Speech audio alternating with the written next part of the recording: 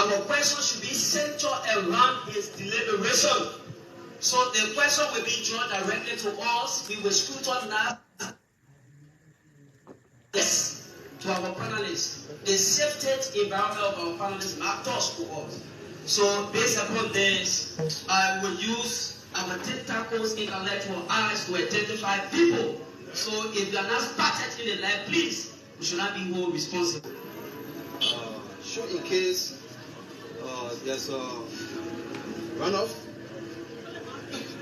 in the coming election, between the United Party, for example, and CDC, which party will you give your support to? Thank you.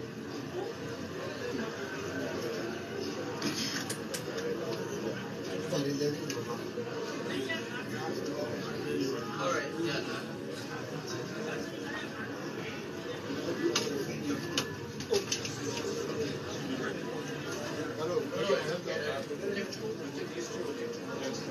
Okay, thank you very much. As I promise, we say welcome to Maryland County. The voice we are hearing is the voice of Lucas Tony. I really want to know, because during your endorsement program in Grand Bassa County, I saw the likes of person like Philip in the photo. I saw Louis Brown, and the list goes on, Musability and what have you. I really want for you to be honest to the forum and tell us how do you envisage, to reconcile working with these people here, because we see them in Ladro as O1 in New Bottom. Thank you very much. Okay, I'll take this So, look, that question about who was somebody in the second round, I would say to you is an academic, hypothetical question, because I plan to be in the second round.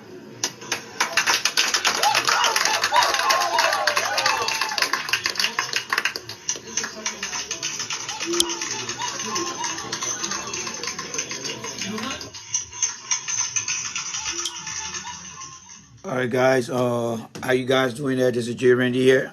Let me take the camera from in my face here like this. Hello there to everyone. This is J. Randy here, and thank you so much for joining me here. Please share the video. Please share the video. We have a few grams to cover, and then we'll call it a day. Let me see what time is it here now.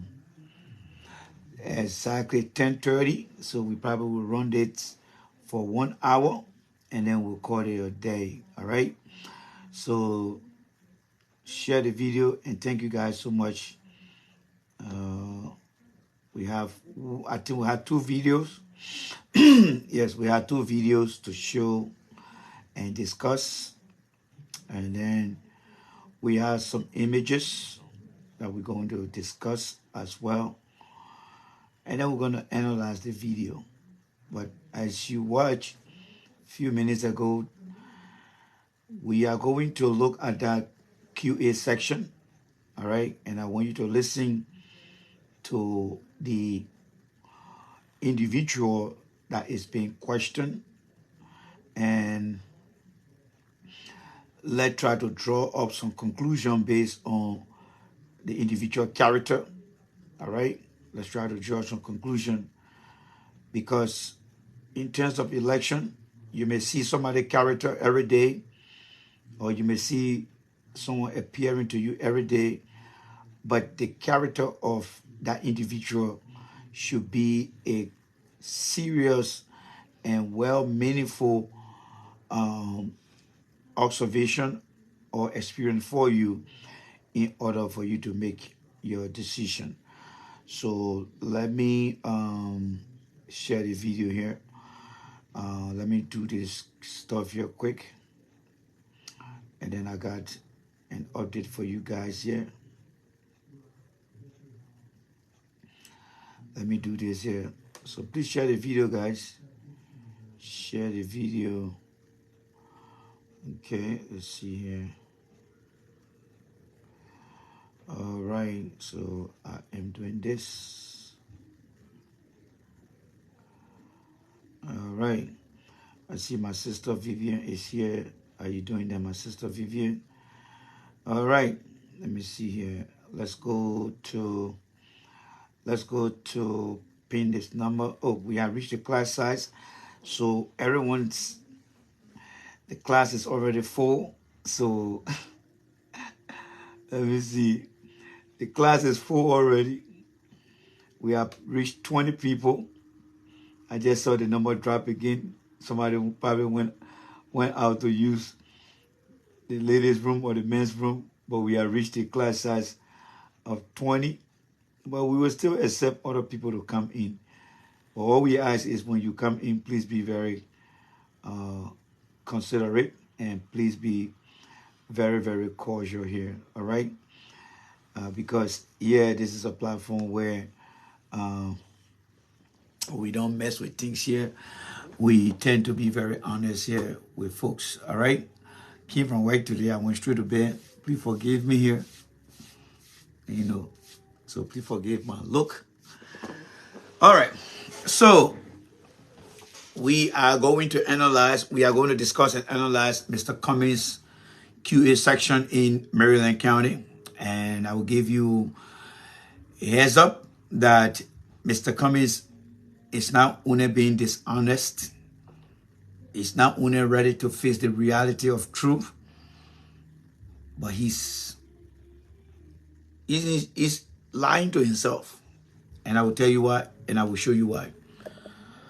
But before we make progress on our video, I would like to begin with a few announcements.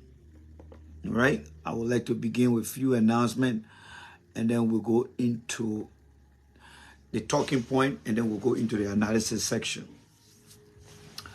So again, guys, thank you guys so much for joining me here. This program is meant to create awareness, and we'll do everything here to create awareness as we sail towards the election season.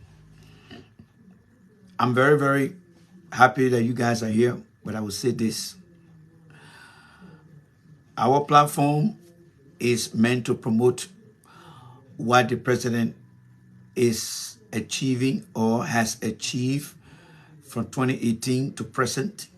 That is my goal because I campaign for that. But I also want you to understand that there are some government officials that are not going to campaign for CDC to have them re-elected. No. I still stand my ground that I need to speak to people in the president's office. If I don't get to talk to them, we always assemble here. We only talk about the president's achievement, but you will not see or hear me telling you that vote for George Weah in 2024. There will be time that I will just say something like, oh, the president has done well. If you want to vote for him, it's okay. Until I get to talk to people in the president's office, by the time we hit September, when the campaign season starts, I think in August, we will still be talking about the president's achievement. We'll still be talking about that will be something that he has achieved. The reason here is I'm not going to be wasting my time here when people in Monrovia feel that, oh, we are not that important. I'm not going to do that. To be honest, I'm not going to do that. So I just want you to know. All right? So let's continue the discussion here. Secondly, I spoke to the gentleman today. He is very open. We requested for Wednesday to have our broadcast. We pick one day in a week, and that day is Wednesday, to do the broadcast at 5 p.m. our time on the East Coast in the United States. That would be 9 p.m. in Liberia. He is still working on our schedule, but as far as our regular schedule goes, we have Friday, 5 p.m. Saturday, we got 1 p.m. my time, and I think that will be like 5 in Liberia. And then Sunday, we have 1 p.m. and 5. He and I spoke today, Louis Thier. I think most of you guys know him. He is willing to come on anytime, but I have selected Sunday to start the broadcast on Sunday at 1 p.m. This is something we agreed to, but it hasn't been finalized. I'm hoping that I need to call somebody very important for us to be able to get the money to Liberia. So please, if you haven't made your contribution tomorrow or Friday, I want to get the money to the gentleman by tomorroor or by Friday, so that we can begin the broadcast. Now, when we make that payment, whether tomorrow or day after, that will begin our payment cycle. Just so you know. Like I said, we are not getting money from the government, but there are people that talking for the government, and you know that. They're giving them more money than what I'm asking you guys for.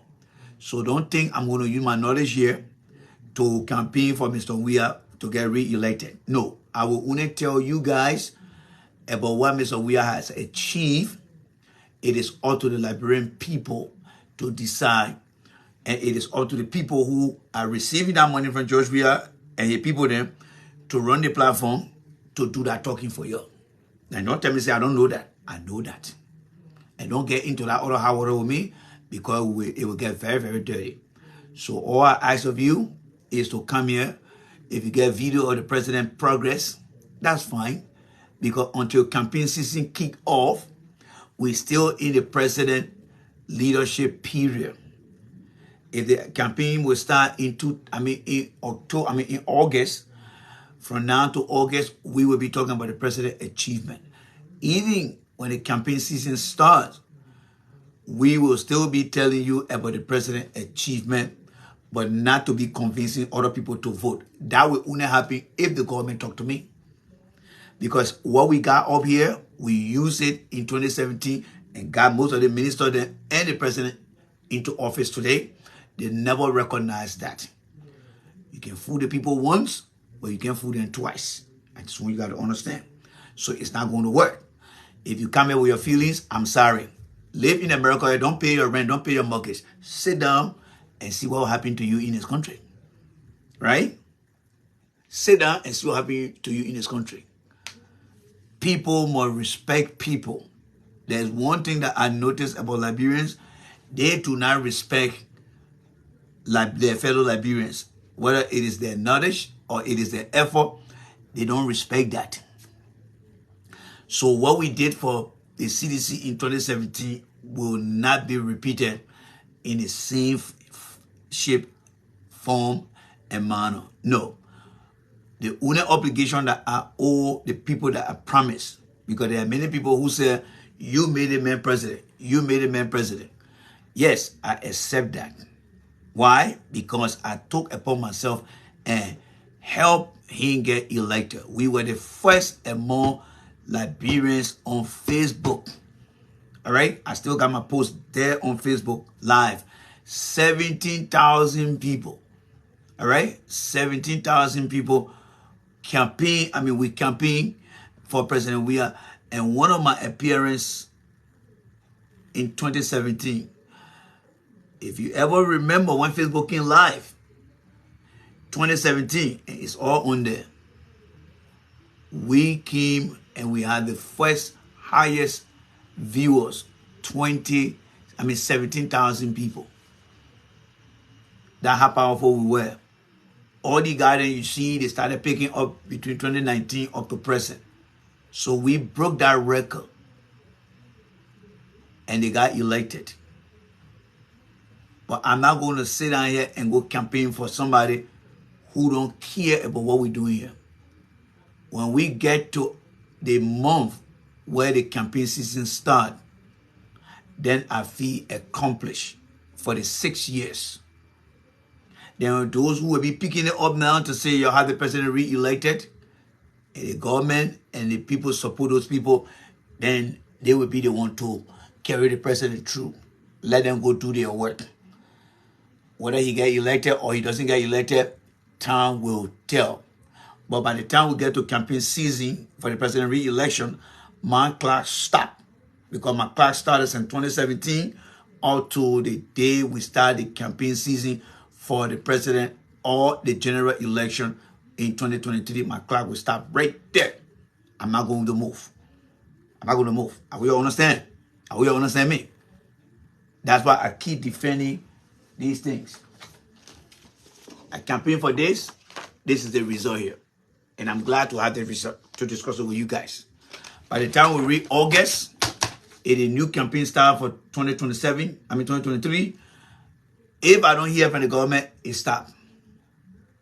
I will when I come on my platform, we'll see what happened in the campaign. A Boca talk today, Cummings talk, President Weah talk, we will not kind of discuss it. But you will not hear me giving you more analysis as to why Weah should be elected or Boca. No. You're not going to get that from me. You're not going to get that from me. It was done ever since. So let the people who are benefiting do that job. All right? Let them do that job. Are we fair here? Let's be fair. There's a saying in our country, when the monkey wet, the baboon draw. If you believe that that process is wrong, then I want you to hear me out here. I want you to hear me out. I want you to hear me out. Because we have videos that show that J. Randy was in the forefront campaigning. We have audio, somebody who worked in the NSA today. He came on the show and told you how he used to be calling me for us to run the Weah campaign. So everything I'm saying here, this is not story I'm making up. This is something that you already know. So for Jesus Christ's sake, say, yeah, J. Randy, I agree with you. And now you have to go and start telling them. You see, one thing I will forever tell every sedition, whether you like it or not, the communication between the government and the Liberian people has been very, very poor. Carrasco, Finabono in our president office, they have been very, very selfish. They have been very, very selfish. Yes, they have been very, very selfish. They sit with the president every day and they don't care to look upon the other people. They don't care. And if nobody telling them, I will tell them that the Weah administration, one of the weakness that they have is their failure to reach out to people out here. Because they feel that Weah is their protected property. So he shouldn't have access to anybody outside there. That is one of the grade that I will consider as an F. Yes, an F. This one Weah got F for not being opening up to engage Liberians as far as us out here. I gave President Weah F. I can give him passing school for the other one. But as far as opening communication, he has had people around him who are very, very selfish and self-centered. Again, picture yourself in the country here, working in this place, and nobody cared to even say good morning to you. Picture yourself. You can get vexed all you want, but this is the truth. And these are some of the reasons why I always say I don't go to Liberian church, because my Bible told me that ye shall know the truth and the truth shall set you free. Everything I'm saying here, everybody knows. Because I have shown video, I got images, you're seeing it. So from 2017, my clock will stop when the campaign season begins. I will still come and say, yes, I think in 2017, for the past 6 years, the president did well. Well, those who campaigning for the president now to have him re-elected, let them go ahead. But for me, I don't think I'll be able to do anything. If the day come where you see me campaigning to say, okay, he must be re-elected, that means that they have spoken to me and I will let you know. That means they have spoken to me and I will let you know. Other than that, I will also let you know that they are not reaching out to me and I'm not going to spend my brain behind them. All right? So let's be straight. You know the good thing I like about Facebook? Facebook is showing every one of us who we are. And for me, to you, I want you to see me as somebody who is principle-minded. Just how you see me behaving here, that's how I behave anywhere. At my place of work, community organization, interaction, this is how I behave. So don't think that I'm on Facebook here pretending. No, I'm very real here. I'm very real. I think the ANC people have learned that lesson. All right? And I think other people have learned that lesson. It is my principle. That's me. That's just me. I don't care what you think, how you feel, but that's just me. And that's why I love this country. And that's why I will always say to myself, I think the white man idea is getting better and better every day, because the white man will always appreciate you. But when it comes to our black people, the appreciation is like somebody climbing the hill. And I cannot force anybody but tell those who are in my company the truth. The CDC government has had F when it comes to communication. Yes. Very poor communication. These people sat over there for 6 years. Do you know what Joe Biden does in the country? There are times Obama will call people and tell them thank you. The Liberia platform is not big because the country population is not big. Everyone on the platform, there are people in Liberia that see these things. How you think when Facebook, all right, whenever you broadcast on Facebook got a way that they check everybody's information out. When you look on Facebook, most of my audience, they are from Liberia. Most of them. Whether it is 1,500, 300, they are from Liberia. And most of them are part of the upper class. Because the people that got money, they the one can sit down and watch the program, right? Because there is no middle class. You either in the upper class or you in the poor class. There is no middle class.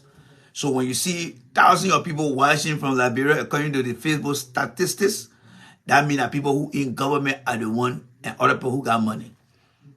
But they just don't care. And I don't have no issue with that, but I have to take my stand. So during the campaign season, don't get vexed with me. Don't get vexed with me. You should be, I'm telling you now, so don't get vexed with me. All right? Don't get vexed with me. Nothing is free. Things should be appreciated. All right? Things should be appreciated. And I think if I'm making my case on the radio in Liberia, there will be people that will be listening to me that will say, yes, I think this guy is right. Because I will be saying it in the eyes of being honest and fair. All right? So I hope that you guys will take my position. You see, I'm not here cursing anybody, mom, neither the president, mom. I'm not wishing evil against the president. I'm not wishing bad against the government. Whatever I campaign for, I'm saying it intellectually. But I think they believe that when you are, as a Liberian, that don't agree with certain things, the way that you get attention is to go out there and start cursing government officials, including the president, man, you get that attention. If I ever tell you that I will do that here, you are mistaken. Why? Because this Facebook is being watched not only by you, but by professional friends in my circle who work to where I work. They will see these things. And you know how it's going to make me? Different. And that is why I am very, very careful what I say when I'm live on YouTube and anywhere. That's what I do.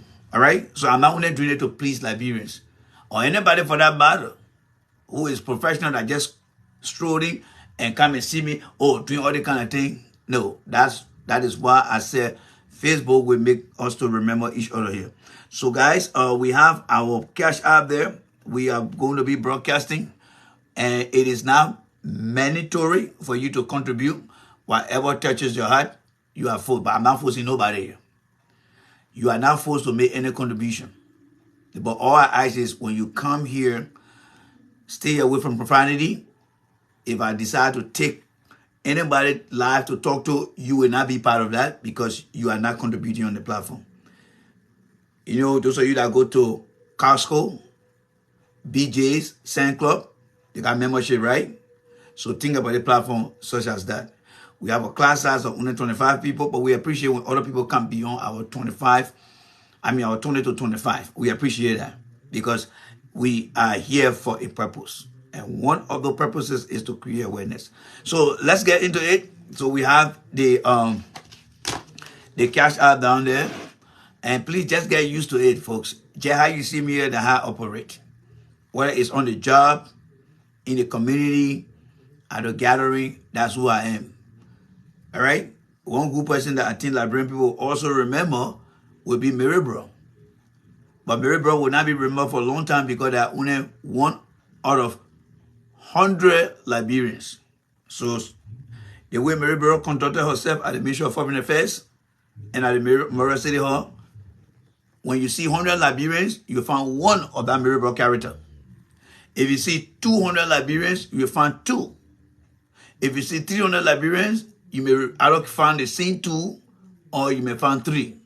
That tells you that we are growing in terms of population, but the people with disciplined character are less likely to grow faster because bulk of the people appreciate bad governance because of people who agree based on party line rather than agree in principle and practice. So that's the problem we got. And that's why our success rate is always lower than what we do. All right. So that's something like that. All right.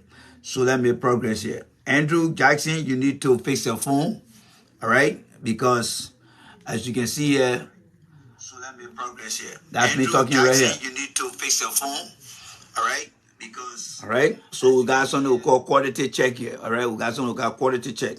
While we are broadcasting, we also have our own way of looking at stuff here. All right. So thank you guys so much for your contribution. I appreciate you guys for doing what you guys doing. Honestly, if you guys that are in my circle here, if you are running for any position, due to your honesty, I will vouch for you.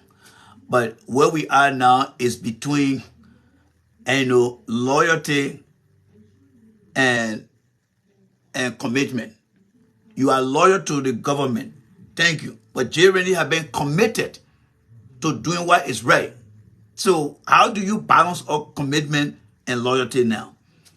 And when you look at the commitment where J. Randy come and do all the talking, all the analysis, do you know why these guys in the opposition are so afraid of me? And I will tell you they're afraid of me.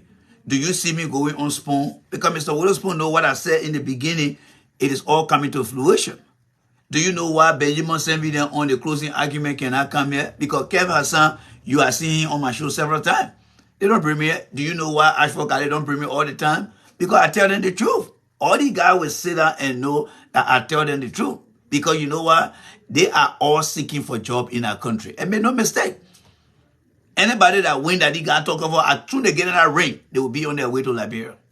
They will be on their way. It's just a matter of that opportunity coming their way. And you will not find them broadcasting again. But we will still be here broadcasting. And that is why I still my ground. Because both of the guys you see around here, they are looking for job. Look at Costa, for example. All the talking he been doing from early days. Do you still see him putting more energy into his show? No. Because number one, he often talk about his age, how he's getting older. These 6 years are coming.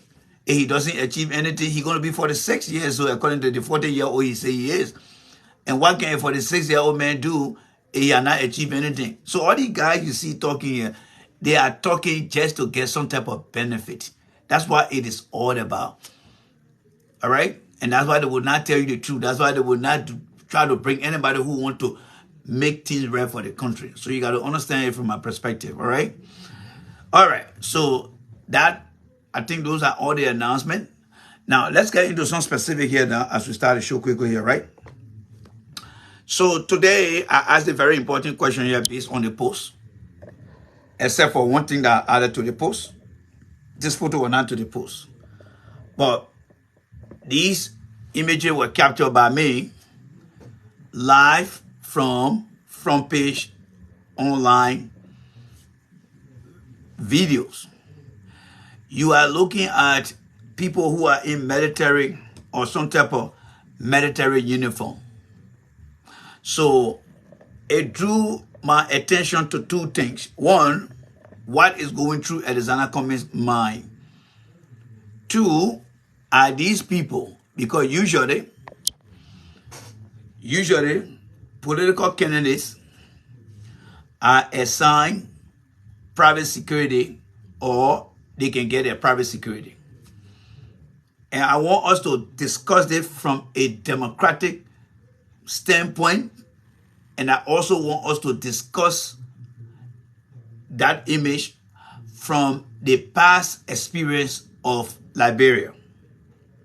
And then the third point is to look at a guy who said we can't keep doing the same thing over and over and expect different results. But here's the first question here. Does it really make sense for people wearing some type of military uniform to escort Mr. Cummings? What is the significance of that? Let's just ask that basic question. All right? Not even the primary question, the platinum question. Let's just ask the basic question. Does it really make sense for Cummings to put young people in military uniform to protect him? I mean, does it really make sense? What is the purpose? All right, let's look at the purpose now. As far as the sense goes, to me, it makes no sense. And I feel so sad for many Liberians. I think their comprehension of reading things doesn't make sense. Because when I asked the question today, and why are these men wearing military uniform? Are they enlisted men that have been assigned to Cummings by the government of Liberia? You know what somebody was asking me? What do you see over there? Do you see any badge on the something? Do you see, what's wrong with army people guiding Cummings? I just look at some of the responses. I say, yes. I just bend my head and I say, yes, we got a problem. For the fact that people cannot read to understand, let alone, they don't even know why they're beyond political candidate. Because the question the person is asking, you not even say, you know what? I don't think the government, assign people, or I don't think these people are security. Nothing like that. But what wrong with the man having people with military uniform? What wrong with this? That is the challenge we have in our society. And I will tell you all the time, you can disagree all you want. But whenever the United Nations report comes out, Liberia will be at the bottom. Whenever any international report comes out, Liberia will be at the bottom because we are not doing anything to make progress. Yes, every generation that comes in our country, they are part of the failures of our progress. They are the one causing the progress. You post something, well, nobody can just read. People just read with emotion and react. But I know them. I know them. And that's why I often say that I cannot go in any gathering and say I will defend Liberians. No, I got to know you very well, personally too, before I can say, not to defend the entire country. I cannot defend the entire country. If I have somebody from Nigeria, have somebody from Gabon, somebody from Ghana can say, you know what, Ghanaians are people who are doing well. I cannot sit in any public gathering and make that confident statement about Liberians. I would be wrong. Why? Because you see our people, how they who claim to be, and people with the fingers often seen around on Facebook, the way they react to things. If you ever put your neck on the chopping board, your intelligence will be put into question. So you have to be very careful when you are in the gathering, especially trying to compare the young population of Liberians to other country population of that same region. I will advise you that you gotta be very, very careful. Some of the things you can say, I haven't done enough studies yet, but I don't mind trying to follow up on that. That would be an intelligent answer that you can provide. But if you stand before anybody and tell them, say, I think Liberia is doing well, mind you, there are data out there that may come straight to you. And when you see it, people will challenge your intellect as someone who really don't understand. Because our people who are been on Facebook, utilizing the social media, they are not educating our people about how to have a conversation, how to present themselves. They are not doing these things here. So we continually use our platform as what we call an audit of their behavior and their reaction. All right. So Cummings taking people who are in military uniform, is it necessary for him to do? What is wrong if Cummings decide to take people in plain clothes who are trained to protect him? There's nothing wrong with that, right? We saw Ellen Johnson Sirleaf during her campaign days in 2005 We saw George Weah. Oftentimes when we see Boycott, unless my eyes are bad off, but I can guarantee you that Boycott will not be seen with military people, such as what Comey have here today. And the ironic thing about it, that I see as the saddest thing about it, you got the Comey's people, they are not seeing anything about that. But these are people who say they won't take power. They're not seeing anything like that. Comey that's supposed to come and be a role model. Comey that's supposed to come and say, let's do things differently. He is putting young people in military uniform to bring back what we experienced in the past. Because when you see the guy in a uniform and you were traumatized from the war, especially going to the different part of the interior, what comes to your mind? When Charles Taylor was leading the rebel movement, you saw people in military uniform. You see, one of the reasons I keep emphasizing on Cummings and his family being in Liberia, number one, Cummings did not experience the war. So when he sees people in military uniform that are not part of the national army, he doesn't care because he never experienced the war. Number two, Cummings does not have his grandchildren or his children in Liberia, so he can do anything he wants to do. He doesn't care. You see, when you experience war and you know those things have the propensity to take people or give people flashback, you don't portray the kind of image here. You don't portray the kind of image. You do not portray the kind of image. But what you think Cummings care to lose? He got nothing to lose. His children are in Liberia. They never experienced the war. He and he were just in our country. So he can put anybody in army uniform. When I saw that thing today, the first thing that came to my mind, I was like, what is going on here? And that's why I decided to ask those questions.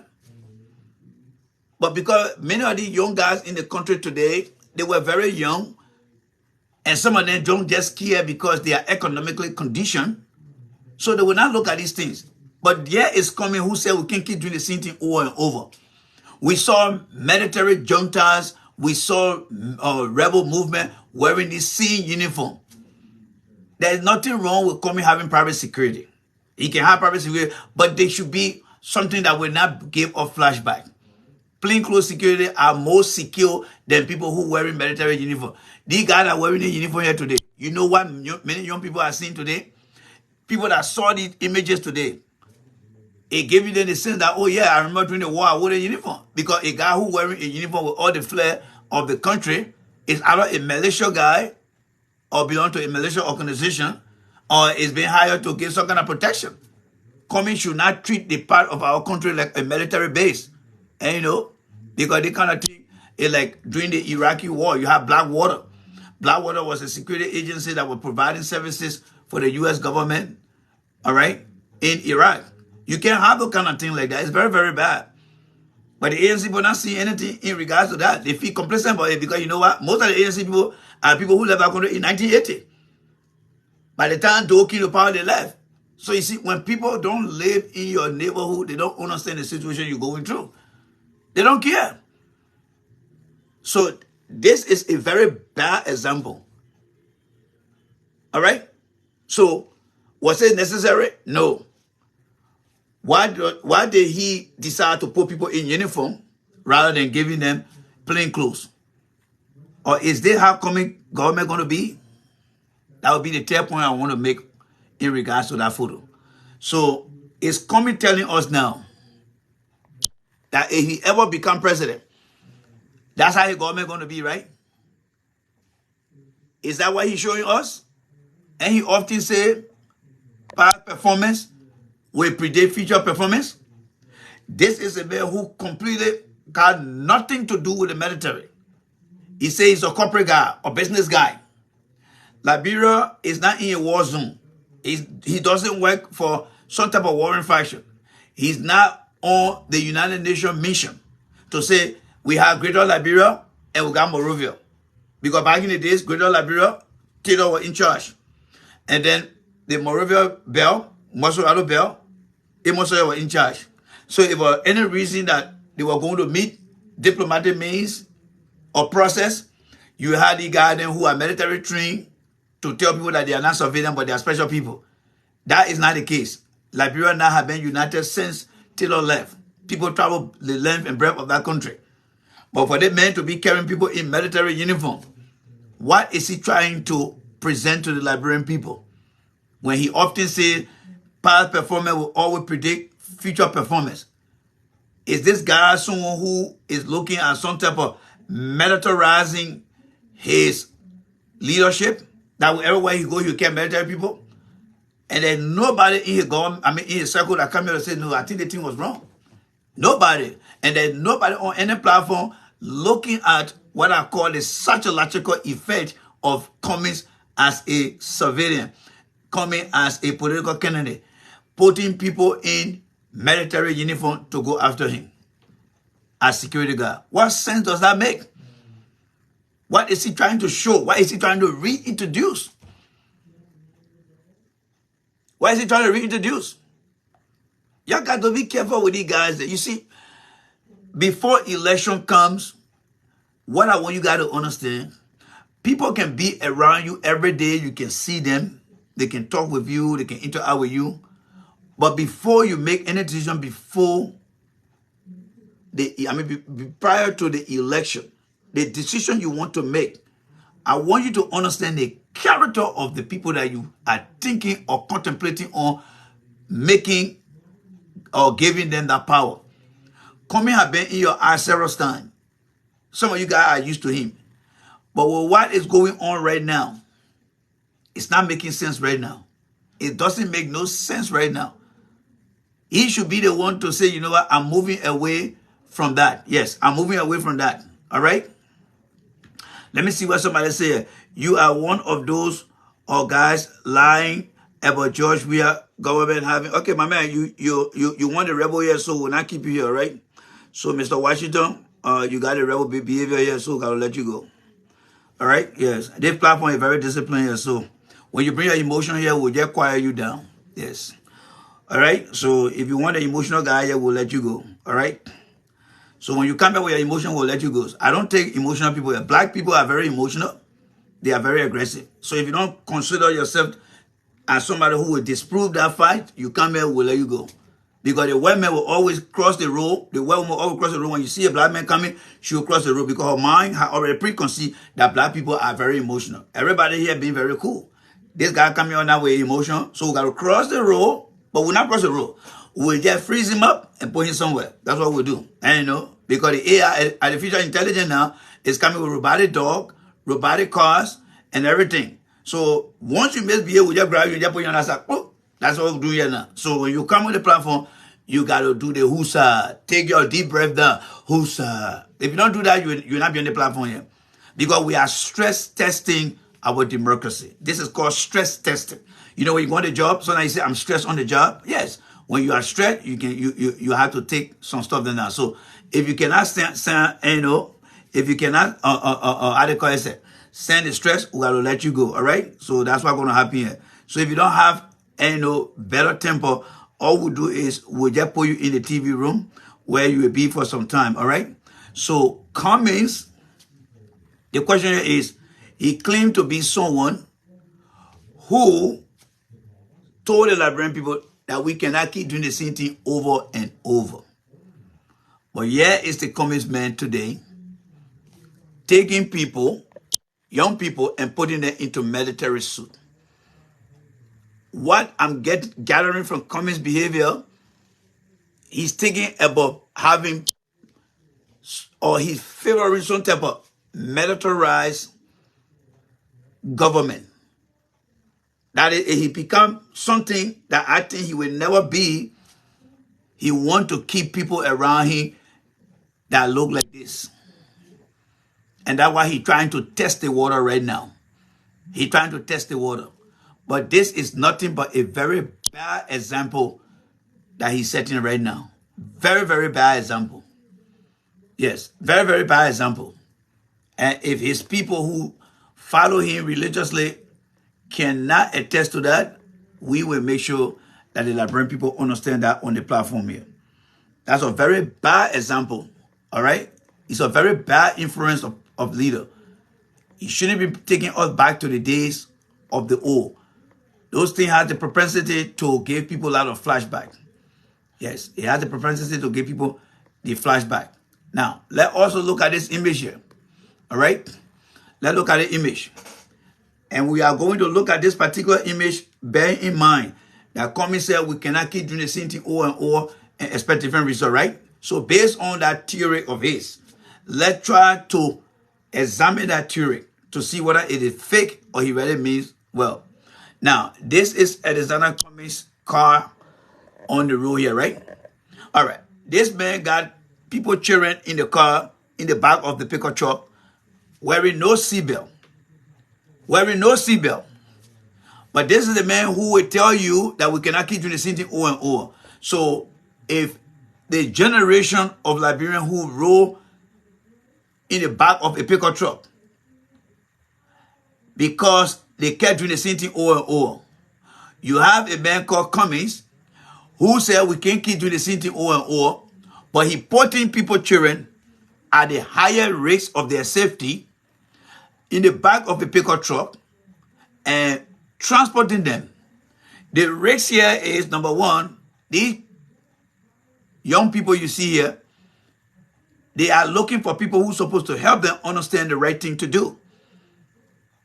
Cummings said we can't keep doing the same thing over and over. Whether we did it, Ellen did it, Taylor did it, but this man came up with a principle that said we cannot keep doing the same thing over and over. But here is he now, putting young people in the back of a pickup truck without no seat belt, no protection, nothing whatsoever.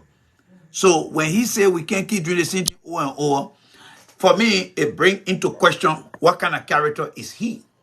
Because he set his own tone, right? He came and introduced the thing where he said we cannot keep doing the same thing over and over. So that means that everything that we have been doing that you and I know are wrong, in the eyes of coming, we got to be very careful how we do it. People should not be riding in the back of the pickup truck. Why? Because we got no seatbelt. All right. So everybody following coming will provide vehicle that you guys will be able to go, right? Yes. Why? Because the coming say we can't keep doing something over and over. Because it has done a lot of damages to us, right? Yes. So the coming way is whatever we did in the past, we cannot do it again. But do you really think Cummings care? Cummings doesn't care. Because when you look at the young people in the group here, Cummings' granddaughter not here, Cummings' son, you think Cummings will be brave enough to put his children in here? No. Cummings will not be brave to do that. Neither his daughter, his son, or grandchildren will be in the back of any pickup truck. But you see, when it comes to Liberian people being able to understand what somebody say, then just following what the person say, this is where we come and expose. You see, one of the reasons why people don't like me, because I often go after the truth. This man said we can't keep doing the same thing. So why is it my man now? If we used to put people on the beach and you support Cummings, my man, we just put on the beach. But now Cummings, he's our guy. So we have to make sure that we find a private area to go and defecate, right? Because the coming way is we can't keep doing the same thing over and over. Yeah, my man, you're right. Now, when you want to go pee, go next to the hot. Oh, my man, we can't keep doing the same thing over and over. So you can pee over there. Oh, let's go find a bathroom to pee. Why? Because the coming way. He said that too. He should be the one to be able to show us the way of everything we have done. But do you think the people behind Cummings will listen to what I'm telling you? The answer is no, because they are fake. Because they are fake. And those who support them, they only want job in our country. They are not in the interest of the Liberian people. But we will hold them accountable. Because one of your constitutional and party responsibility is, one, to ask questions, two, to hold your leaders accountable. Accountability is not in our country. The word accountability is not part of decision making. It's not there. But this platform, I will introduce that. And people will get vexed all you want. I don't go to your party. I don't associate myself with you. You're that in the opposition. You will not get me to see you anywhere around. Because you hate to see the ground and walk on because I speak the truth. Whatever America has been teaching us in the country, some of you guys thought that some are not going to be here. Now we hear that we're seeing it and we inform the Liberian people. Cummings is nothing but a fake individual. He is fake. And that's why he's not going anywhere. Anyone who comes to Liberia and try to fake the people, God will be the last person to defeat that person. But on the platform, we'll be here to expose them. There's nothing that Cummings has done that meet up to what he said that we shouldn't be doing. It's wrong. Now, let's go to the video section because we are pressed with time here. Let us go to the video section here so that you can listen to the kids asking Mr. Cummings some question here. All right. So let's blow the video up here. Let's blow the video up. By the way, Cummings told you, all right. Cummings Charlene said she coming to make Liberian people rich, right? And since that comment was made, I haven't heard from any Liberian on their platform that tell Mr. O.J. Rennie, yes, they discussing the video where Charlene said, we coming to make you rich. Nobody has said anything about it, right? Because those fakers that behind Cummings, they will not examine those things there to say, you know what, the thing that they said make no sense. They will not say it. So let's come and see what Mr. Cummings got to say here, all right? So let's go to the video here, all right?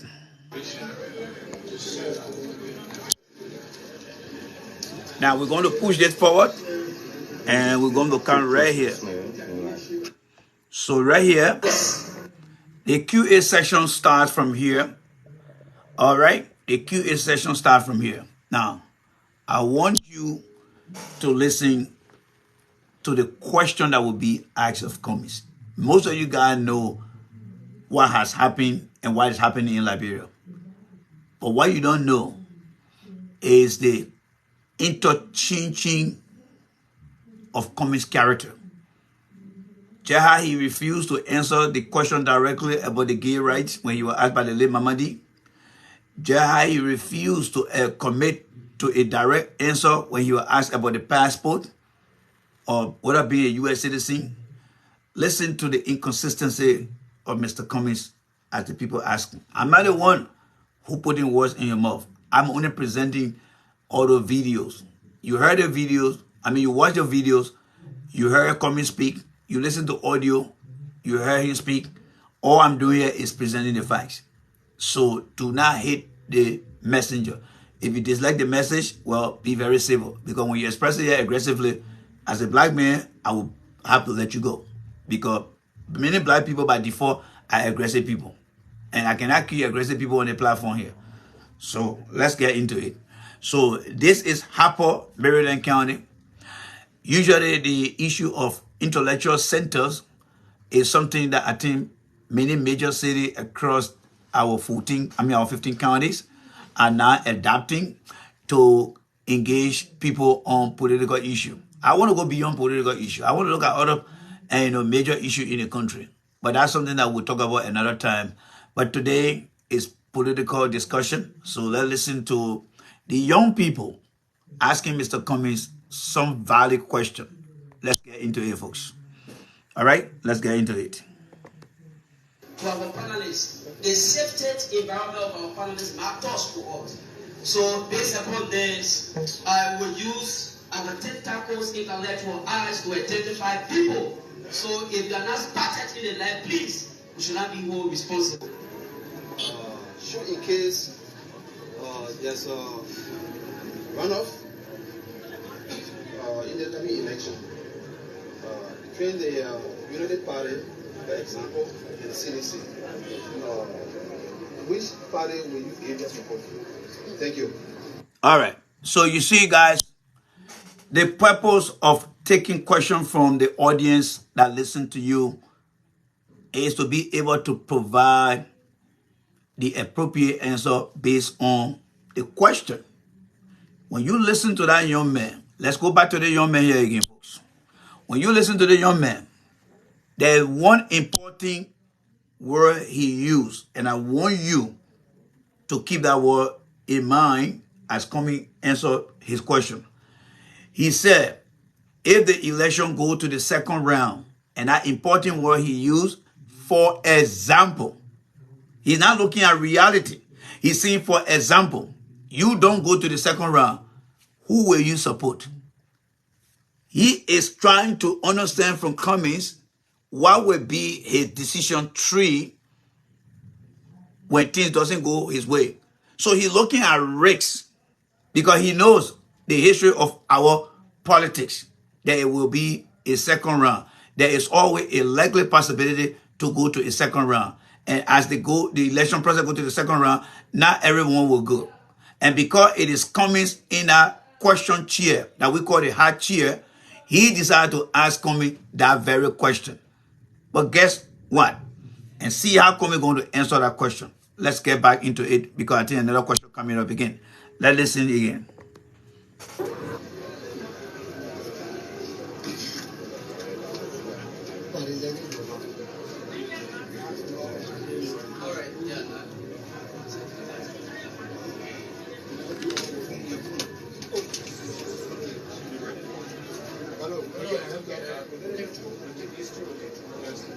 Okay, thank you very much.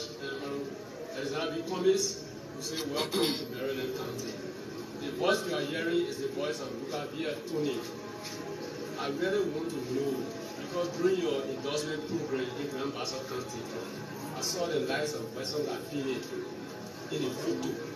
I saw Louis Brown, and the list goes on, Musa Ability and what have you. I really want for you to be honest to the forum and tell us how do you envisage, to reconcile working with these people here? Because we see them in Liberia as O1 in New Bottom. Thank you very much. Very well placed question. Very well placed question. You know, I'm very proud of the young people. They may be on the receiving side of disadvantage, but the eloquency of their question, the precision of their question, it gave me a sense, and that's why I'm so proud of Mr. Weir as he expanded the TV program across the country. When you listen to that young man, what comes to your mind? Well, you're looking at a potential individual that could go beyond where you and I even stop in our education. But because the opportunity is not there. But what I want us to take away tonight from that young man is the question and the way he laid out the question. It clearly showed to me that he understands the body politics of our country by saying, Mr. Cummings, the other day, I saw you doing the, how they call it, the endorsement activities in Grand Bassa County. And what did he do next? He specifically listed or giving names. Weston Finley, Louis Brown. What do you think he was looking at? The character. And how did he quantify the character? By saying, these guys, they've been around for some time. We know who they are. And when we want to go into their characteristics, let's delineate their characteristics for a second here or for a change. Louis Brown served as security advisor to Charles Taylor. What happened to Charles Taylor? He locked up today. Weston Finley served with Ellen Johnson Sirleaf, served with President Weir, not committed himself to President Weir because he didn't win, he ran away. He was with Ellen, he let the Bassa people down, he got voted out of office. Now he's coming to join you, Mr. Cummings. So you know what he's trying to say? Essentially, what kind of character are you, Cummings? When you say we can't keep doing the same thing over and over. But listen to what Cummings is coming to say, because we are coming to expose Cummings. He is about to shoot himself in the leg when he starts answering that question. Let's get into it, folks. Okay, I'll take this so, look, that question about who was supported in the second round, I would say to you is an academic, hypothetical question because I'm going to be in the second round. All right. Now, let's hold you right there. Did the guy ever tell him, say, how do you describe the second round election? Did you hear the guy saying that to Cummings? The first guy who asked the question. Because Cummings is telling the guy that question is some type of hypothetical academic question. No, he's not looking at the intelligence of the question. The question was not considered to be any sort of hypothetical question. He knows very well. And this guy is more knowledgeable than Cummings. Cummings is not smart. Cummings is one of the dullest politicians. I will tell you this one much. This guy is a young man in the country that know that our election all will go to second round. That is fundamental. I would say the chances of the election going to the second round is 9 over 10. That is a very high number. It's not 1 over 10. It's 9 over 10. And because of that, it has shown so many times, he specifically said, for example. So how could Comey go into that example? Knowing that the election has the propensity, the likelihood to go into the second round. But he chose to blame it on hypothetical means of answering the question and dodging the entire question. Because that's who he is. He has the ego that defeated him before, and he will get defeated. So he did not answer that guy's question, because the guy even said, for example, having you or somebody else on the platform has said some things and said, for example, of course you have said these things. But why you think you're giving those explanations in that shape and form? Because you want for somebody to understand how their minds work. What is the likelihood for things to work? It's called probability. He's not using the probability theory to answer that question. But that's who he is. He's not a smart guy. He got a very nasty ego, and he just demonstrated it to you. Let's get back into the continuation of the question he's answering. Let's continue.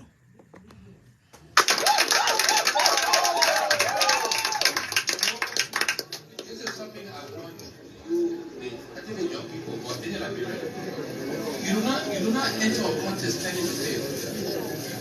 When the contest, it happens every December when the Maryland team is practicing. They'll be practicing to win the championship, right? The Lima team and also other teams, nobody be practicing to win. Oh, if I don't know. You see, that is what we call a myth. That is what we call a false hope. The European League, whether it is NFL championship, the NBA, when people are going into competition, there is always the consolation prize and there's always the championship prize.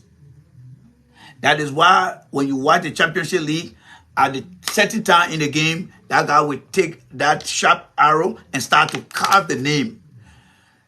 The NFL, they come with 2 championship hats. There is one prepared for each team. Why you think they're bringing all those things in? Because they know there is a likely possibility. This guy is telling you that based on what he knows, there's nothing that will happen. But if you look at it, he has lost in the past. But he's not thinking about that. That's how, inexperienced he is, this communist guy. The young man asking a simple question. And because he lacked experience, political experience, and he was only managed in a structured environment in America here. You see, Comey did not do nothing in his whole life while he worked for Coca-Cola or whatever he worked. Because you and I know that in the country, things are structured here. Things are structured here. There are people who work in the policy department. There are people who work in the legal department. There are people who work in document control department, quality, whatever. Everything is structured. All you got to do in your role is to just follow the rules. But since Comey left corporate America, he has been so disorganized that wherever he goes, I don't know whether he rehearsed, I don't know, but I would suggest that those who are around Comey should somehow rehearse with him, asking many devil advocate questions to see how his performance level will begin to improve. But he always just embarrassing himself out there. Any politician will not answer the question. Seasoned politician will not answer the question as he is attempting to answer that question. Very, very, very inexperienced individual. And I feel so sorry for him. All right? So you see, Comey had made more errors than making more gains. All because he was never a leader that made decisions, that created ideas and drove those ideas. He was guided in everything he did. He was like a young child or a 5-year-old child, 6, 7, who is trying to ride a bicycle, but the bicycle have 2 supporting legs that support the middle one, and it becomes a tricycle. And since he left, they took out the training wheels and he went on the 2 wheels. And every time he stepped off because he don't want to fall. That's exactly who Comey is. Very inexperienced individual. You listen to the young man question. And he beautifully laid out the question for him and said, for example. Just give an example. But he's not willing. The man got a problem. Let's continue because the second question that was asked, we let's look forward to the answer that he's going to provide. Let me progress. We get to the second round, third round, then who asked us, we plan to win. And we are planning to win in October. If we don't win already in October, we're going to be in the second round. Yes. So we will support ourselves in the second round. And I think that I'm very cool. Look at how dumb that question is, right? I mean, the answer is, right? So you see how he dodging the question now? Because the way he trying to validate the answer to that question making no sense. All right, we plan to win. Even if we don't win, we go in the second round. We plan to support. What sense does that make? If you lose the first round, you're in the second round. You're not going to compete. Then you say we plan to support ourselves. Who they say you're going to support? Comments people, you please hear me out here. You please hear me out here. That's your leader. He said he plans to win. And he plans to go in the second round. Then he coming down with a conditional statement. Even if we don't win, we will go in the second round and we'll support ourselves. Who is he going to support? I don't want to consider him to be a moron. Because somebody who is a moron, I don't know where to put them. But I will not use that word against him. But I will see coming as somebody who is very inexperienced. And the people around him, they are not doing anything good for Mr. Cummings. He's very, very inexperienced. Yes. He's very, very inexperienced. I don't know whether he did public speaking. And you see the lack of social interaction. Because when Cummings was in America, he never associated himself with people. You see, growing up in Liberia, there's one big difference between street smartness and being intellectually smart. Cummings does not have both characters. Cummings is not street smart. He does not have the intellectual smartness. And the intellectual smartness comes from the classroom. When you look at Cummings answering question, for example, the question I will ask of him, you don't have to be street smart to answer that question. From your intellect, your intellectual education that comes from the classroom, coupled with your experience with corporate, if you really interact with people who work and report to you directly, such a question would be like a reminder of so many scenarios you can give. And that can become something that you can apply from your past experience to that question. But when he tell you, oh, we plan to win, we will plan to go in the second round, but even if we don't win, and we will go to the second round and we'll support ourselves, does that really make sense? You might want to process that tonight and reprocess it and give it a thought-through process and listen to him. Does it really make sense when he answers that kind of question in that shape and form? Let me progress your force. We need to get out of here. All right? When we go against Joe Buckeye, of the UP will go against President Leah, even when we are confident we do the work, we make our case successful.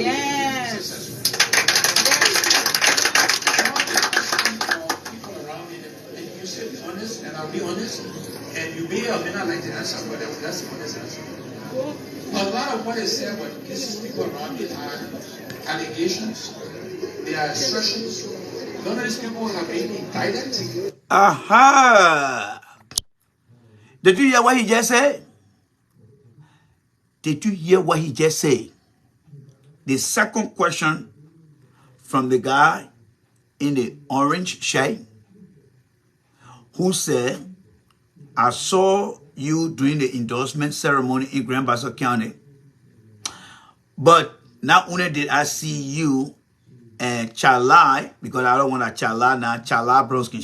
She Charlie, but she can lie. So her new name is Chala Bronskin. I also saw Weston Finley, Louis Brown. What do you think he was trying to say in regards to his question? And he even said, would you mind answering the question with some level of honesty?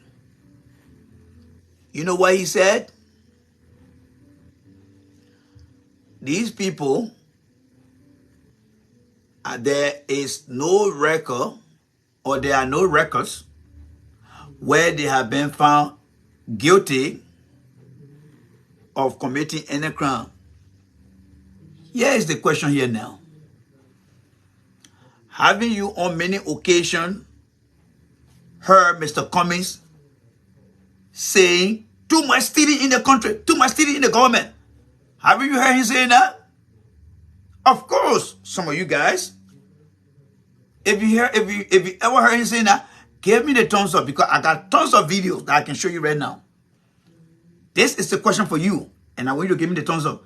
Have you heard Cummings on many occasions sitting in a studio and saying, too much stealing here, too much stealing here, too much stealing here, too much stealing here?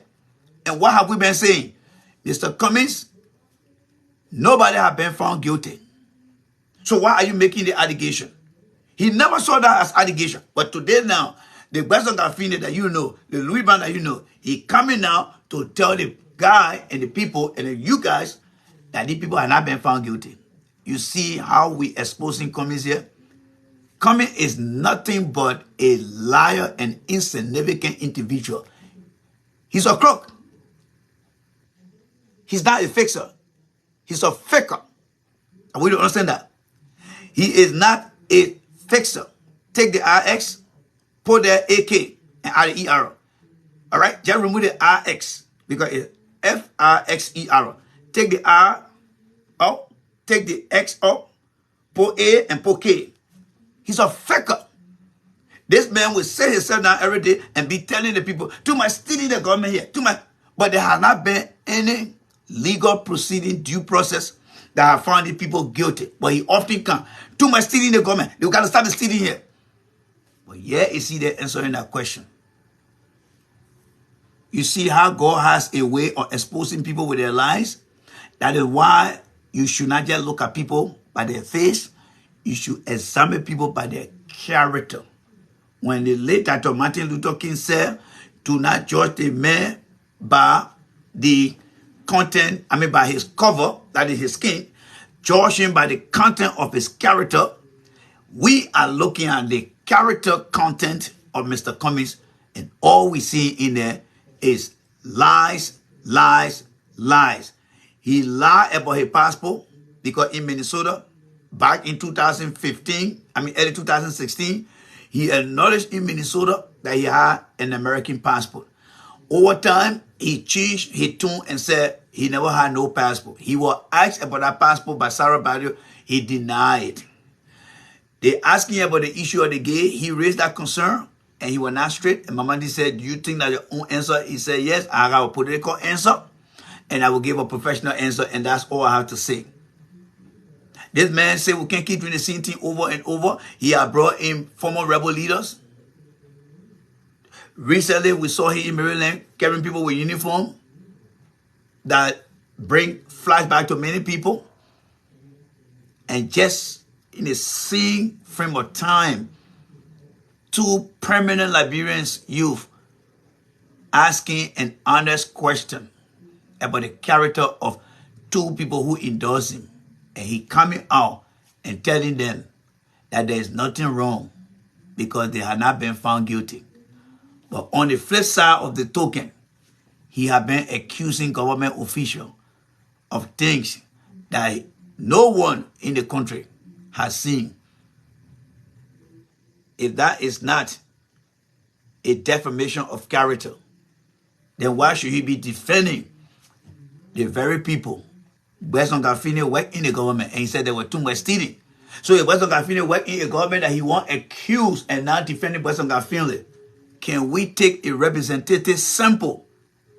Because sometimes when you drink sample, you take one sample from a big bucket, you analyze it. That sample, in many instances, will represent the bulk of the disease in that bucket, right? So when he said Western Garfine is not someone that is found of any corrupt doing, then why is it that the government official, when he comes out here and want to accuse them?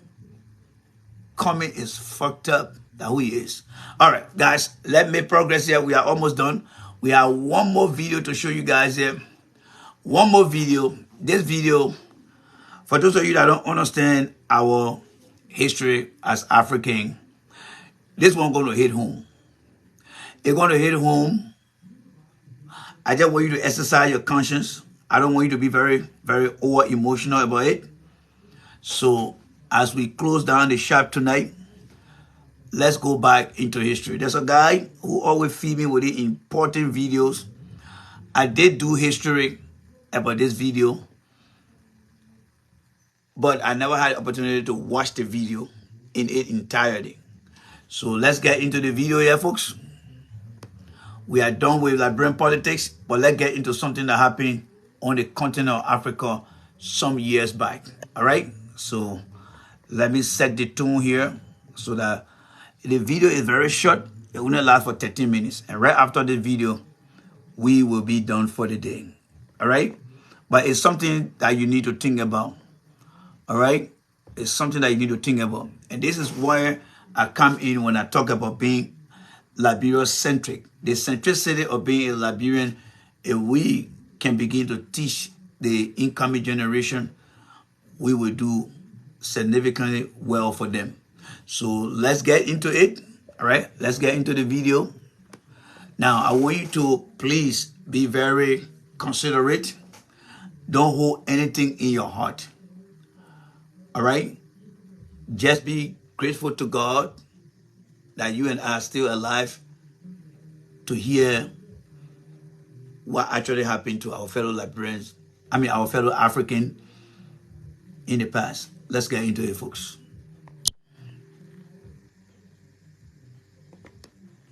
Today we're going to delve into one of the darkest chapters of European colonialism, a story of exploitation, greed, and inhumanity that is still haunting us today.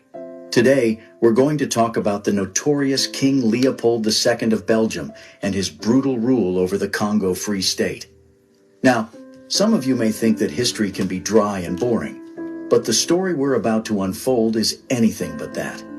This is a story of a king who was driven by his insatiable lust for power and wealth, and who saw an entire nation as nothing more than a resource to be exploited. Under Leopold's rule, the Congo Free State became a hell on earth for the local population. Millions of Congolese people were forced into labor camps and subjected to brutal working conditions, while others were killed or maimed for resisting or failing to meet the king's quotas. The exploitation was so severe that the population of the Congo fell from 20 million to 10 million during Leopold's reign, and yet, this dark chapter in history is still not widely known. Many people have never even heard of King Leopold II, let alone the atrocities he committed in the Congo. But as we'll see today, the legacy of his reign is still felt in the Congo and throughout the world. It is a story that deserves to be told. So, without further ado, let's dive into the horrors of King Leopold's rule over the Congo Free State. Before that, do not forget to like and hit the subscribe button to catch more content like this. To understand the horrors that took place in Congo under King Leopold II, we need to start at the beginning of his reign. In the late 19th century, European powers were on a scramble to colonize Africa, exploiting its resources and people for their own economic gain. King Leopold II of Belgium, a cunning and ambitious ruler, saw this as an opportunity to build his own personal wealth and power. Being a shrewd monarch, he saw the need for Belgium to have a colony like other European powers. He was also a ruthless businessman who saw the potential for enormous wealth to be gained from the exploitation of Africa's natural resources. However, Leopold's ambitions were not limited to economic gain. He was also motivated by a deep-seated racism that saw black people as inferior to white people. In his view, Africans were not capable of governing themselves, and they needed European guidance to develop. This racist ideology provided the justification for the brutal exploitation of the Congo and its people. Leopold chose Congo, a vast region in Central Africa, for its abundant natural resources, including rubber, ivory, and minerals. In 1876, he established the International African Association, a philanthropic organization that aimed to promote scientific research and humanitarianism in Africa. He claimed that his mission in the Congo was to bring civilization and Christianity to the people of Africa. However, his true motives were purely economic. He aimed to use the organization to facilitate his plans for colonial expansion in Congo. In 1879, Leopold hired the explorer Henry Morton Stanley to undertake a mission to the Congo River Basin with the aim of establishing Belgian control over the region. He hired Stanley to explore and map the Congo.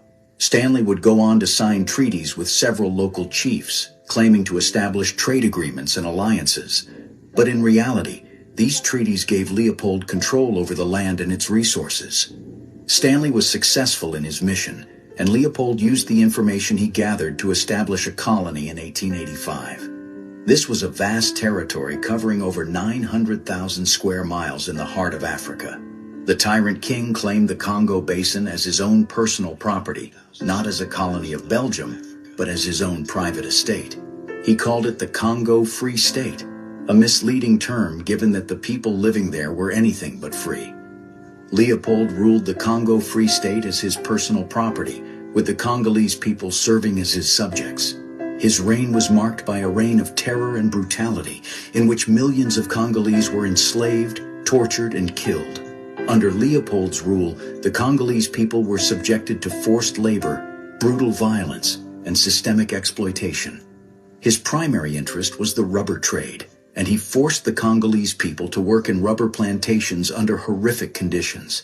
The people were beaten, mutilated, and killed if they failed to meet their daily rubber quotas. But Leopold's brutality was not limited to the rubber trade. He also forced the Congolese people to mine for copper and diamonds, while the profits from these resources went directly into his own pockets. The Congolese people were also subjected to forced labor on construction projects, such as the building of the Matadi-Kinshasa Railway, which claimed the lives of thousands of workers due to disease, starvation, and brutal working conditions. Leopold also employed a private army, the Force Publique, to enforce his rule and maintain control over the Congolese population. This army was notorious for its brutality, and its soldiers were known to commit horrific acts of violence against Congolese men, women, and children. His agents used a variety of tactics to terrorize and subjugate the Congolese. Some cut off the hands of those who failed to meet their quotas, while others would hold family members hostage until the quota was met. They also instigated conflicts between different ethnic groups, which further destabilized the region and created an environment of fear and mistrust. The Congo Free State became known as a place of unspeakable horror. The atrocities committed during Leopold's rule in Congo were not hidden from the rest of the world. Reports of these atrocities reached Europe and the United States, sparking outrage and condemnation. The public outcry led to the formation of the Congo Reform Association, a group of activists who campaigned for an end to the atrocities in Congo. Despite this, Leopold attempted to justify his actions by portraying himself as a benevolent leader who was bringing civilization and progress to a backward and uncivilized people. He claimed that his rule was necessary to bring order and stability to the region and to protect the Congolese people from the alleged savagery of other African tribes. However, these justifications were nothing more than thinly veiled excuses for the exploitation and oppression that took place under his rule. In reality, Leopold was exploiting the Congo for his own personal gain, and the Congolese paid the price with their lives. One of the most infamous incidents that took place during Leopold's reign was the massacre of the people of Lusanga. In 1895, his agents ordered the village to provide 3,000 kilograms of rubber, which was an impossible quota to meet. When the villagers failed to do so, the agents descended upon the village and killed over 300 people, including women and children. They then cut off the hands of the dead and forced the survivors to carry them as proof that they had killed the required number of people. The brutality of Leopold's reign in Congo was not limited to violence and exploitation. His agents also brought diseases such as smallpox and sleeping sickness, which decimated the population. They destroyed the social and economic fabric of Congolese society, erasing cultural traditions and forcing people to abandon their way of life. Leopold's brutality in Congo was so extreme that it is estimated that up to 10 million people died as a result of his policies. This figure represents approximately half of the population of Congo at the time.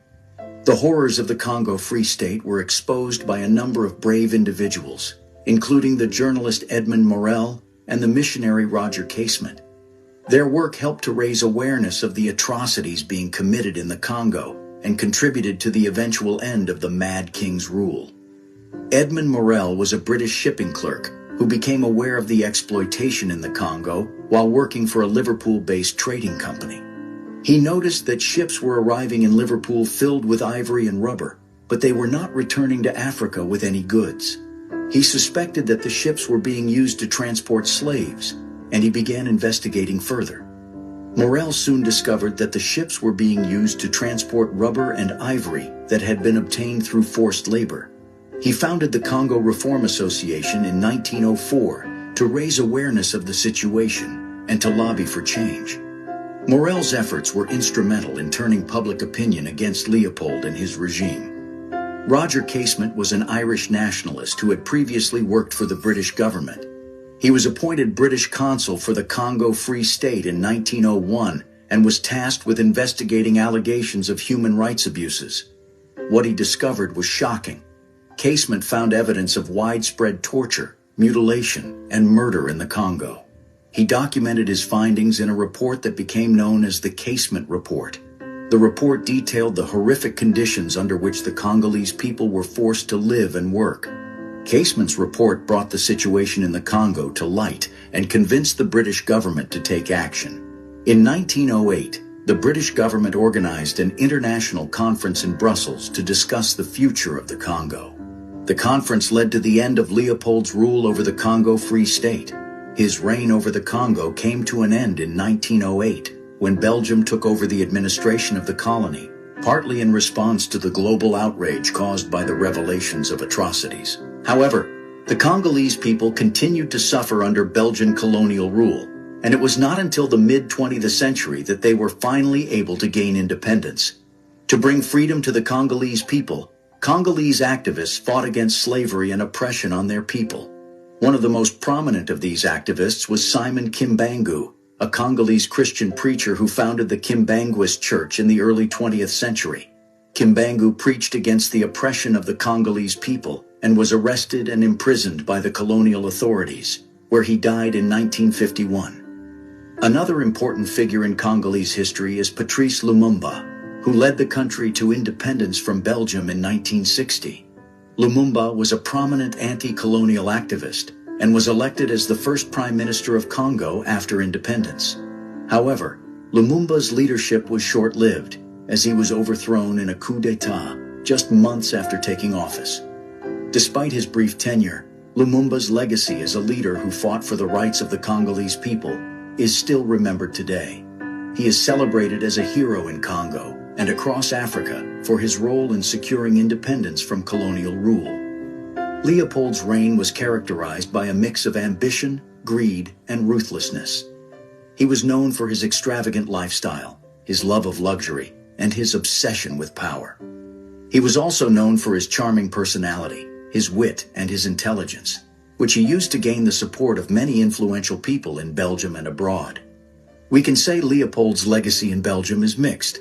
On the one hand, he is remembered as a visionary leader who transformed Belgium into a modern, industrialized nation. He played a significant role in promoting economic development, expanding the railway network, and modernizing the country's infrastructure. On the other hand, Leopold's involvement in the Congo has left a dark stain on his legacy. His regime's brutal treatment of the Congolese people has been widely criticized, and his actions in the Congo have been described as nothing short of genocide. As we have seen, Leopold's quest for wealth and power resulted in the deaths of millions of Congolese people and untold suffering and exploitation. The numbers are staggering, with millions losing their lives, either through direct violence, starvation, or disease. And yet, despite this immense human toll, Leopold was able to maintain his grip on power and his reputation as a civilizing force in Africa. But let us not forget the resilience and bravery of the Congolese people, who resisted and fought against this brutal colonial rule.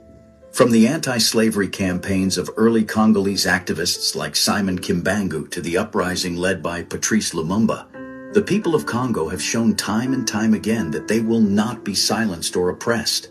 As we reflect on this dark chapter in history, we must acknowledge the ongoing legacy of colonialism and its impact on the world today.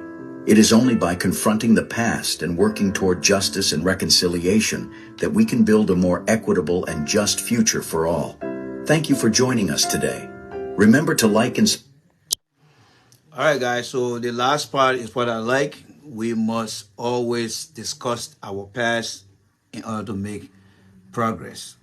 You see, folks, most of the time, what I do personally on my downtime, outside of work and other activities, is to dig into history about why Africa it is the way it is, and how can we apply that in Liberia in order for us to make progress. This platform is not only about discussing political issue, but is to give you a sense of what Africa, Liberia, that is also part of Africa, have incurred, have experienced. And if you ever decide to be a politician in Liberia, what are the motivating factors that is driving you to want to be a politician? You see, many people are not interested in learning things, but they want to be part of things. You see, we left from 125, we dropped down to 81. So that tells you that people who come here are only in for just hearing political entertainment, political gossip. But the fundamental structure of leadership comes from what we are experiencing. King Leopold put the people on the impression by saying the Congo Free State, that he built in the minds of the people that Congo was a free state, and the people believed in that philosophy, but not knowing it was all about economic wealth. By the time the people realized it, it was too late for them. He had brought in army, his own police. Now, why do you think I brought this thing up? You listen to the video documentary. King Leopold brought in his own private army. When you see somebody that comes putting people in military uniform, where you think my concern is coming from? You think just because of what happened in the 1990s? No, because of what had happened in the past. Leaders had a propensity to turn their mindset into something else. I'm not saying Comey is capable of doing that, but I'm just saying it has happened, and the practice that he's getting involved with, we need to throw light on that, and we need to give more example as well. So, ladies and gentlemen, thank you guys so much for the opportunity. We will be back here again tomorrow at 10 p.m. because we want to be doing it at 10 p.m. to whatever time. Thank you for your time. I look forward to your feedback. Please don't forget to make your contribution. Please make your contribution. You enjoy the show, and please support us by sending your little donation. Your donation. We don't get money from the government. All right? So I look forward to you guys doing your part. Until then, God bless you guys. Take care. I see you guys. Good night and goodbye.